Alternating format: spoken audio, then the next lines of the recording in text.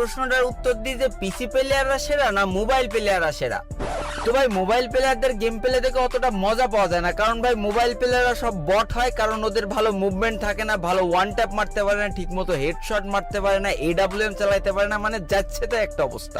কিন্তু ভাই পিসি প্লেয়ারদের খেলা দেখে যে লেভেলের মজা পাওয়া যায়, ওদের যা মুভমেন্ট থাকে আর ভাই ওরা যা ওয়ান ট্যাপ মারতে পারে আর যে লেভেলের AWM চালাইতে পারে না, এই জন্য ভাই যুগে যুগে যত পুরো প্লেয়াররা এসেছে সব কিন্তু পিসি প্লেয়ার, কেউ কিন্তু ফোন প্লেয়ার না। আর এই কথাগুলো যারা বলে না তারা আসলে একটা বোকাচোদা। কারণ ভাই যে জীবনে একবার হলেও ফোন দিয়ে গেম খেলেছে আর যার মাথায় গুণা থেকে একটু হলেও ঘৃণা আছে, সে অন্তত পিসি প্লেয়ার আর ফোন প্লেয়ার কোনোদিন এক দৃষ্টিতে দেখবে না। ফোন প্লেয়ার তো ফোন প্লেয়ারই ভাই, ফোন প্লেয়ারদের সাথে তুমি যদি পিসি প্লেয়ারের তুলনা করো তাহলে ভাই তোমার মাথায় ঘেনু নেই, তোমার মাথায় গামলা গামলা গু আছে।